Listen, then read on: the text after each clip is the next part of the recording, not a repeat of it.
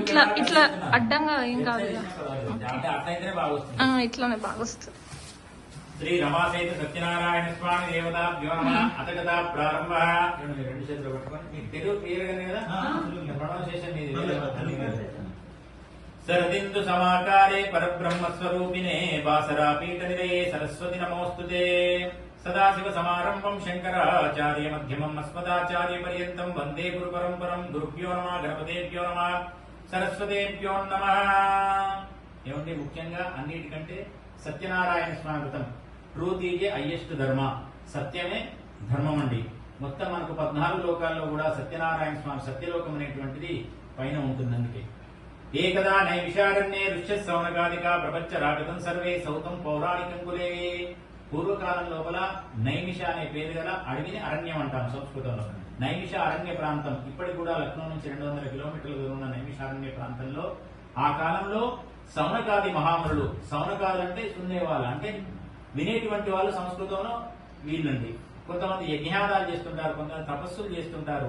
ఈ సౌనకాది మహామునులు మాత్రం గురువు గారినటువంటి సూత్రవారిని అడుగుతుంటారు. ఇదే విధంగా ఒకరోజు పూజా పురస్కారాలు అయిపోయిన తర్వాత ఆ గురువు గారిని సౌనకాది మహామునులు అడుగుతున్నారట.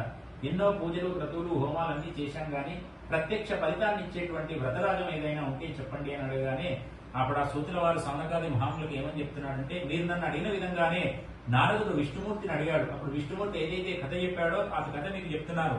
స్థిర చిత్తులై అంటే చిత్తాన్ని ఇక్కడ పెట్టి వినండి అని చెప్తున్నాడు. ఏకదా నారదా యోగి పరానుగ్రహకాంక్షయ పర్యటాన్ వివిధ లోకస్మార్త లోకస్మాప్త. నారదుడు మీ అందరికీ తెలుసు లోక సంచారండి కూడా. తిరుగుతూ కూడా 14 లోకాలండి మనకు. అతల వితల సుతల మహాలోక, సువర్లోక, బృహలోక, బ్రహ్మలోక, నత్యలోక, నాగలు, సత్యలోక అనేటువంటి నాగాలు అన్ని లోకాలు ఉంటే నారదుడు అన్ని లోకాలు తిరుగుతుంటే 13 లోకాల్లో సుఖశాంతులతో ఉంటారట. భూలోకంలో మానవులు మాత్రం పూర్వజన్మలో చేసినటువంటి పాపపుణ్యం వల్ల కష్టం లేనటువంటి మానవుడు ఎవరు ఉండడట. చిన్నవాళ్ళకు చిన్న కష్టం, పెద్దవాళ్ళకు పెద్ద కష్టం, ఎవరి కష్టం వాళ్ళకు పెద్దగా కనపడుతుందట. అప్పుడు ఆ నారదుడు ఆలోచిస్తాడట, వీళ్ళ కష్టాలు తొలగాలంటే ఏదైనా ఉపాయం ఆలోచించాలని చెప్పేసి విష్ణుమూర్తి దగ్గరికి వెళ్తాడట. ఆ వైకుంఠానికి వెళ్తే తత్ర నారాయణం దేవం శుక్లవర్ణం చతుర్భుజం శంఖచక్ర గదాపద్మం వరమాల విభూజితం. ఆ విష్ణుమూర్తి ఎట్లా ఉంటాడు, శంఖ చక్రాలు గదమానం వేసుకొని ఆ శేషదర్పం కట్టుకొని ఉంటే నారదుడు వెళ్ళి అనేక స్తోత్రాలు చేసి నమస్కారం చేయగానే ఆ విష్ణుమూర్తి అడుగుతాడు కమలాపతి, ఏమయ్యా నారదుడు రావడానికి కారణం ఏంటి అని. మనస్సులో మాట భగవంతుని తెలియదు కాదండి. ఇప్పుడు అమ్మాయి ఆకలంటేనే కూడా తండ్రి అన్నం పెడుతుంది. అట్లా ఉదాహరణకు ఆ నారదుడిని అడుగుతాడు రావడానికి కారణం ఏంటి అంటే, అన్ని లోకాల్లో సుఖశాంతులతో ఉన్నారు కానీ భూలోకంలో మానవులు మాత్రం వాళ్ళు పూర్వజన్మలో చేసుకున్న పాపపుణ్యాల వల్ల అన్ని లోకాల్లో సుఖశాంతులతో ఉన్నారు కానీ భూలోకంలో కష్టపడుతున్నారు. వాళ్ళ కష్టాలు తొలగాలంటే ఏదైనా ఉపాయం చెప్పండి స్వామి అనగానే అప్పుడు ఆ విష్ణుమూర్తి చెప్తాడు, నీ గురించి కాకుండా చక్కని విషయాన్ని ప్రస్తావించినవి అందరికీ యోగక్షమత్కాల గురించి కూడా. అది ఒక రమాసేతు సత్యనారాయణ స్వామి, కమలాపతి, లక్ష్మీపతి, ఆ నారాయణుడు ఒక్కడే.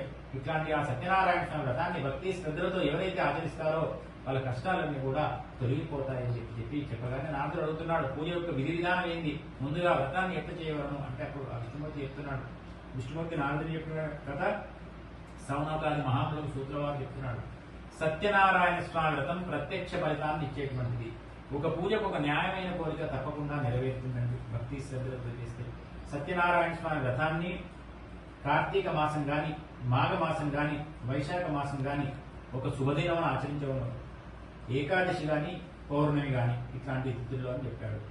కష్టాలు సంభవించినప్పుడు, దారిద్ర్యంతో బాధపడుచున్నప్పుడు వ్రతం చేయటువంటిది. అంటే మీరు అడగవచ్చు, దారిద్ర్యం ఉన్నవాడు పూజా సామాగ్రి ఎట్లా అంటే భక్తి ప్రాధాన్యత ఎక్కువ. భక్తి ఉంటే ఇవన్నీ లేకుండా శంకర నైవేద్యం పెట్టవచ్చు, పండ్లే దేవాల్సిన అవసరం. ఆ విధంగా చేసుకోవచ్చు. దారిద్ర్యంతో బాధపడుతున్నప్పుడు, దారిద్ర్యం పోటు సత్యనారాయణ స్వామి ఏదైనా చిక్కు సమస్యలతో బాధపడుతున్నప్పుడు ఈ వ్రతాన్ని చేసుకుంటే అటువంటి సమస్యలన్నీ కూడా దూరం అయిపోతాయి అని చెప్తున్నాడు. ముందుగా కథలో ఏకాదశి పౌర్ణమి అన్నాడు కానీ మళ్ళీ ఏం చెప్తున్నాడంటే, ఈ యొక్క పూజకు తిథివార నక్షత్రాలతో చూడకుండా మనస్సులో ఎప్పుడు చేయాలని సంకల్పం ఉన్నప్పుడు మధ్యాహ్నానికి సాయంకాలం అంటే ఉదయం గాని, మధ్యాహ్నం గాని, సాయంకాలం ఉపవాసం ఉండి ఎప్పుడైనా సత్యనారాయణ స్వామి వ్రతాన్ని చేసుకోవచ్చు అని చెప్తున్నాడు. ముఖ్యంగా సత్యనారాయణ స్వామి వ్రతం చేసుకునేటువంటి రోజు ప్రాతకాలమే నిద్ర లేచి గాలిపుత్రం నెరవేర్చుకొని స్నాన సంధ్య అంటే ఎవరి వారి పూజా విధానాన్ని వారు ముగించుకున్న తర్వాత శ్రీ విఘ్నేశ్వరునికి సత్యనారాయణ స్వామికి నమస్కరించుకోవాలి. స్వామి, ఈ రోజు నీ యొక్క వ్రతాన్ని చేయడానికి మేము పూనుకున్నాం, ఎటువంటి ఆటంకాలు లేకుండా చూడని ప్రాతకాలం నమస్కారం చేసుకుని తర్వాత బ్రాహ్మణులను బంధువులను పిలుచుకొని వచ్చి మంచిగా చక్కగా ఒక స్థలంతో, అంటే ఇప్పుడంటే టైల్స్ గారి పూర్వకాలంలో మట్టికి కదండి, అప్పుడంతా నడుస్తుంటాం తిరుగుతుంటాం కాబట్టి గోమయం కానీ గోమూత్రంతో కానీ శుద్ధి చేసి వరి పిండితోటి 5 రంగుల చూర్ణాలతో ముగ్గులు పెట్టి దానిపై ఈ యొక్క పీటను పరిచి నూతన వస్త్రం పరిచి కలశాన్ని పెట్టాలండి. కలశం వెండి గాని రాగి గాని ఇత్తడిదైనా మట్టి అయినా, చూడండి పూజకు ద్రవ్యంతో పని లేదు పూర్వీకులకు. స్టీల్ అనేటువంటిది వాడొద్దండి, అది ఎందుకంటే విదేశీ కాబట్టి. స్వదేశీ అన్ని పెట్టేసి యథాశక్తిగా ముందుగా విఘ్నేశ్వరుడి పూజ, తర్వాత గౌరీ పూజ మనం చేసిన విధంగానే ఆదిత్యాది నవగ్రహ ఇంద్రాది అష్టదిక్పాలక పూజ చేయించి ఆ యొక్క సరస్వతి సహిత బ్రహ్మ, లక్ష్మీ సహిత విష్ణు, గౌరీ సహిత రుద్రమావాహయాన్ని ఆవాహనం పూజ చేసి షోడశోపాలతో పూజించిన తర్వాత ఆ యొక్క స్వామివారి విగ్రహాన్ని ఒక అర్షం బంగారంతో అయినా అర్ధకార్షం బంగారంతో అయినా చేయించి, అంటే పూర్వకాలంలో ఆ రేట్లు లేవు కాబట్టి అప్పుడు ఆ రాజ్యకాలం కాబట్టి బంగారంతో చేయించేసి పంచామృతాలతో అభిషేకం గావించి మండపమందు ఉంచవలను. ఈ విధంగా కులమత భేదాలు లేకుండా కూడా 4 వర్ణాలు కూడా ఈ యొక్క సత్యనారాయణ స్వామి వ్రతాన్ని చేసుకోవచ్చని చెప్పడం జరిగింది. స్త్రీలు కూడా వ్రతాన్ని చేసుకోవచ్చండి. మనం పూజ అంటేనే దంపతులు అనుకుంటాం, అది చాలా ఉంది. కొన్ని సందర్భాల్లో భార్య భర్తలు గొడవ కలవాలంటే సత్యనారాయణ స్వామి వ్రతం చేసుకోవాలి. అంటే ఆయన అక్కడ ఇక్కడ ఈ కథ అంటే సహజ సంసారంలో జరిగేది కాబట్టి అప్పుడు పూర్వీకులకు ఆలోచన చెప్పాడు. సత్యనారాయణ స్వామి వ్రతాన్ని చేసుకుంటే వాళ్ళు తప్పకుండా కలుస్తారంట. కొన్ని సందర్భాల్లో వీలు కాకున్నప్పటికీ కూడా చక్కగా భార్యాభర్తలనే కాకుండా కూడా చేసుకోవచ్చు. ఈ భార్యాభర్తలు అనేటువంటిది భయం కోసం అండి, అట్లా వదిలిపెడితే అందరూ మీరు చేసుకోండి అని మగవాళ్ళు వెళ్ళిపోతారని భార్యాభర్తలను కట్టేయడానికి పెట్టినటువంటి ఈ పద్ధతులని మనం మంచికి పెట్టుకున్నటువంటి కాబట్టి ఆ పెద్దల పద్ధతిలో మనం ఏది కూడా మనం ఇప్పుడు ఏదో జ్ఞానం ఉంది కదా అని కొట్టిపారేయకుండా ఆ విధంగా చేసుకోవాలని చెప్తున్నాడు. ముఖ్యంగా బంధువులను బ్రాహ్మణులు పిలుచుకొని వచ్చి కలియుగ లోపల లఘు విశేషితే కలియుగే లఘు ఉపాయన, చిన్న ఉపాయంతో కూడా కష్టాలు తొలగిపోయేట్టు వ్రతరాజం శ్రీ రమాసహిత సత్యనారాయణ స్వామి వ్రతం అని చెప్పేసి ఆ సౌనకాది మహాములకు సూత్రవాది ప్రథమోధ్యాయో సమాప్త. శ్రీ రమాసహిత సత్యనారాయణ భగవానికి